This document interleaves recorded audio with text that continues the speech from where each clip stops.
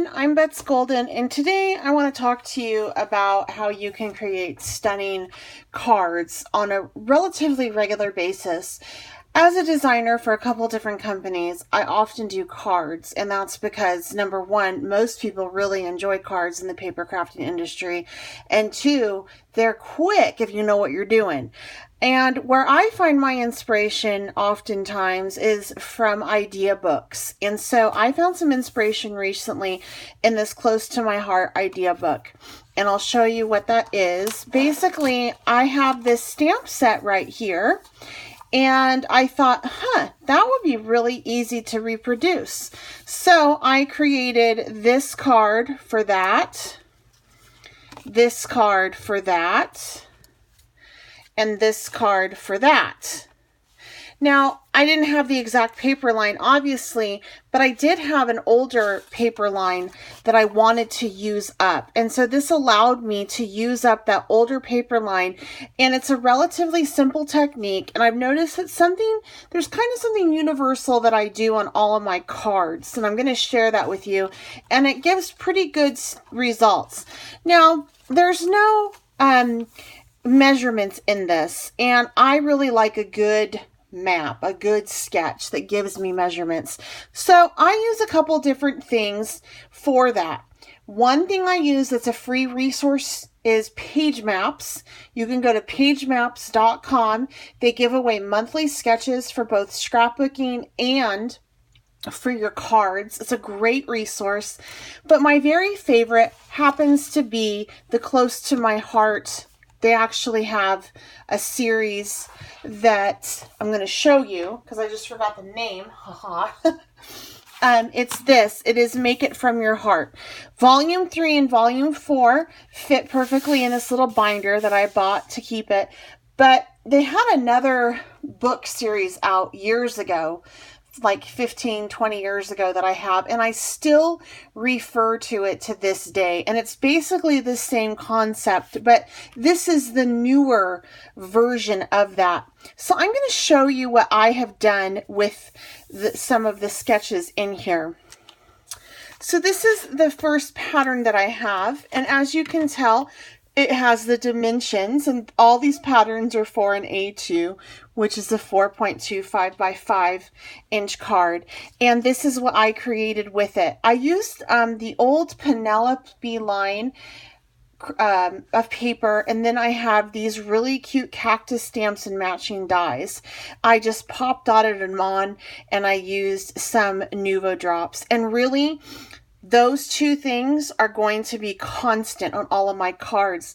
By popping an image up and adding some extra Nuvo drops along the way, it really takes it from a plain and simple sketch to something that's much more interesting. Now, if you don't have Nuvo drops, that's okay. I'm just thinking of something like even adhesive back gems or buttons or something small just to add a little bit extra pizzazz. So this is the first card that I did out of this. And then here's another one that I did with this. And I do have sentiments on the inside as well with these, and again, I just popped that off and added those in. The other thing that I will use occasionally to really help bring a card to life and give it more interest is your ribbon. I love to use ribbon.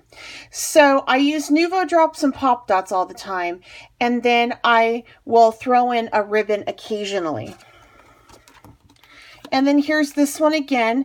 This is just a cute little stamp that I used on pop dots down here that was part of the set. Instead of including it in the cactus, I just put it off to the side. One of the things that you can cheat with stamps, if you don't want to color them in like me, sometimes I get lazy. All you have to do is stamp them on the right colored cardstock, and then there you go. So here's the other one, and on this one I really could have left those Nuvo drops off, but I really like the effect, so it's still super cute. Also, if you ink your edges of your pattern paper, it also adds another level of interest to your cards. Then this one's a little different. I was kind of scared. I thought it would be a little bit busy, but it turned out quite lovely. This is the one I'm going to make with you in just a minute. Then there is this one. which again, just the basics. I'm using just those basics. Nuvo drops, pop dots, ribbon, boom, and I get a really cute card. Now, this one is if you don't have die cuts that match your stamps, because I don't always have die cuts that match my stamps, and I do have a scanning cut, but sometimes I don't want to fire up the machine for a couple images. So you can easily just cut a circle or a shape and stamp your image on that, and then do a little bit of some shading, and there you go. And this was actually from that leftover paper line that I used on those first 3 cards. Here we go again, same thing. This actually is, sometimes when you get the pattern paper, there's a strip at the bottom that has a title, and then there's like half the strip that has a design that coordinates. That's exactly what that is. And then last but not least is this one. So you can create really, really dynamic cards with just a few supplies, and I'm going to do that today. I'm going to flip on back over to my pattern.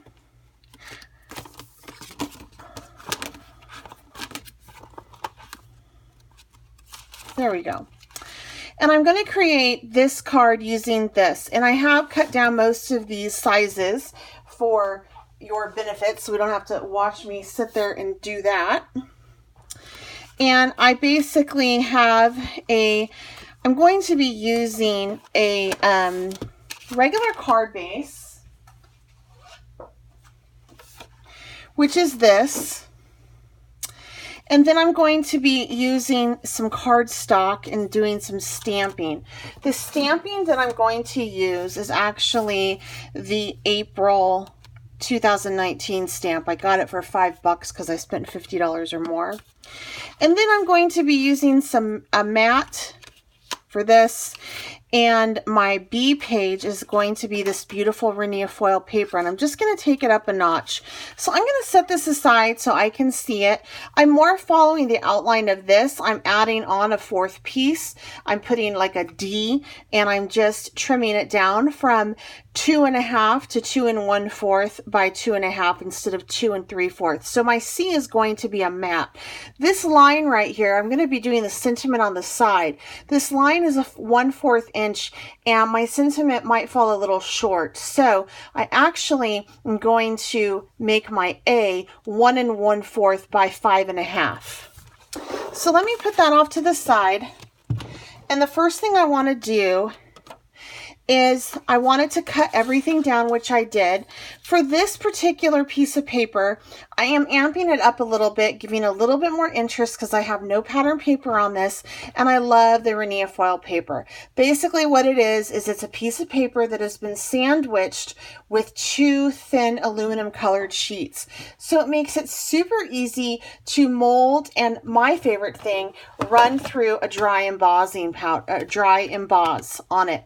So I actually ran this through this, and I have that, and that's going to be my B piece, which is 3 and 5.5.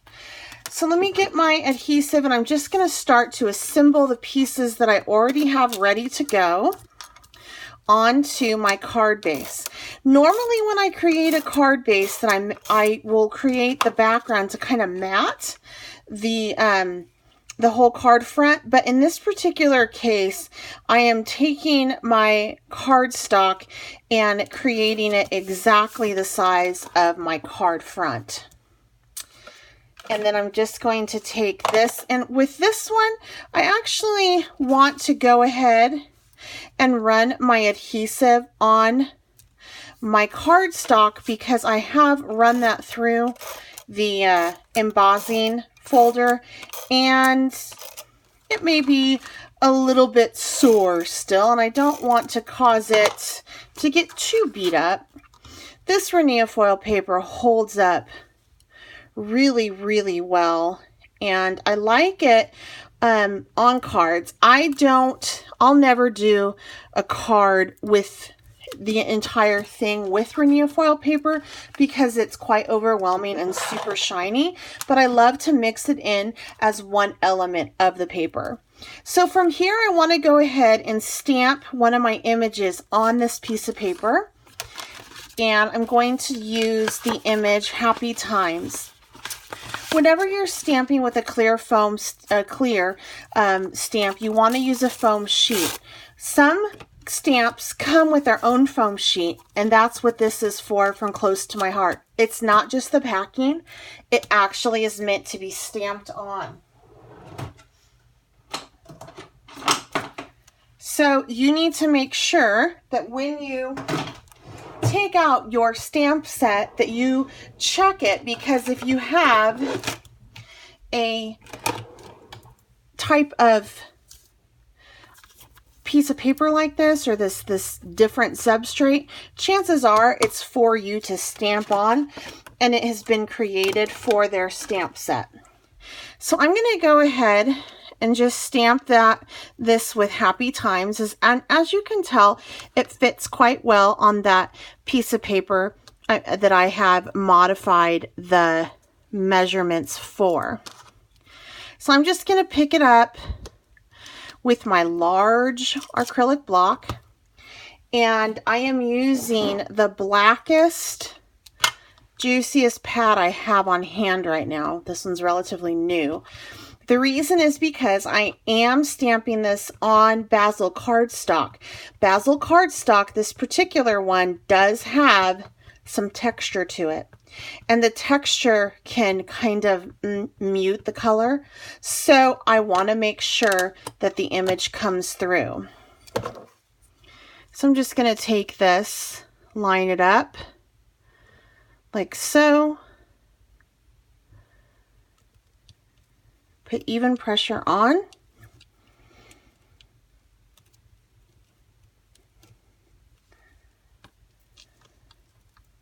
There we go. So this is ready to go on the card. We'll go ahead and just line it up just like that. Now I'm not real happy about that line, and that's when we're going to pull in some of our ribbon.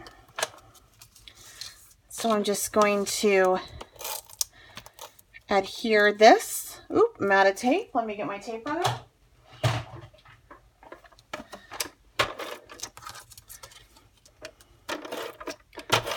All right. And I'm just going to adhere this, kind of just butt it up as best as I can to the edge, like so. Now from here, I have some ribbon that I want to take and just place that like so. And I already had a little bit of my petal fall off, which is okay. I can easily get that back on there, like so. I actually ran my foil paper through the little cuddle bug 3 times, not thinking, and that's why it ripped. The Rainier foil paper, you only need to run it through once and you're good to go. So I'm just going to use some mixed media glue by Beacon for this process, and I really should have not laid out my card base on this card yet until I got this on, because I want to wrap this ribbon around the back, and I don't want it to show through on my card. Okay, so look how cute that's already looking, right? It's already looking pretty good. So since I lifted that up, I'll just take it down. And now our card, the inside of our card, will look nice and clean because the ribbon's been wrapped around the card front and not the entire card. Okay. So I'm going to set this aside for just a moment, and let's work on our other stamped image, which is going to be this little box. And I'm going to take, that's my mat. So I'm going to set that up over here. And for this one, I want to use this. Okay, so I love this because I don't have to color at all. It's already done for me. I just have to lay out the images. So I have selected some very old colors from my stash. Sweet Leaf, Crystal Blue, and Petal. I thought would be super pretty for this. So I'm going to first stamp out this flower, and I'm going to do it in Crystal Blue. I don't even know if they still make these colors, but they have been in my stash for a while. Okay, and for this, I'm just going to kind of stamp it up off the page. It just makes it look, ooh, that's a beautiful image. Just kind of makes it look pretty cool.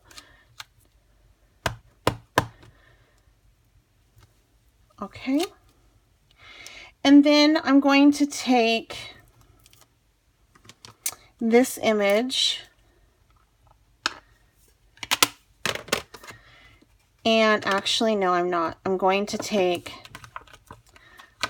a leaf. I'm going to take the leaf and I'm going to do the leaf in Sweet Leaf. Makes sense, right? Sweet Leaf, leaf, same difference. And I'm just going to throw that on like so.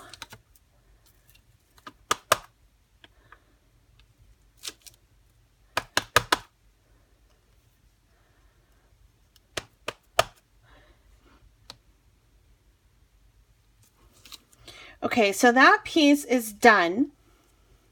Now what I want to do is I want to ink my edges with the petal, and then I'm going to create a little extra accent piece using the same stamp set. I'm going to do the So Sweet on it. So let me go ahead and just ink the edges. And that kind of gives it a nice finished look.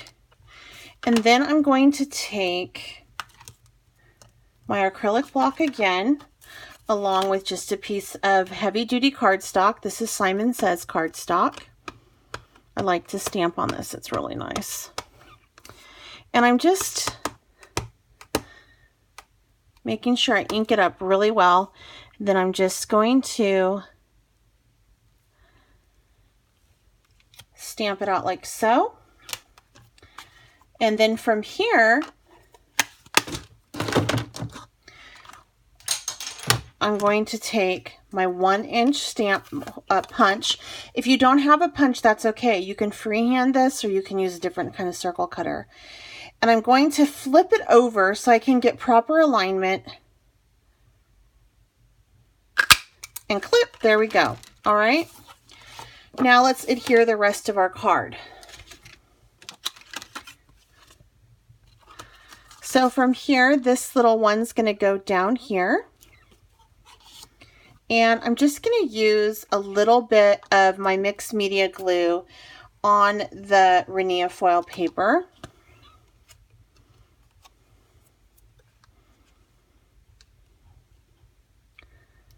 That one's going to go there. And then I can go ahead and just use my tape runner for this.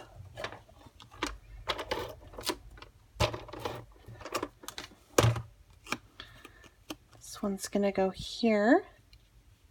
And I'm going to just kind of mat it and line it up.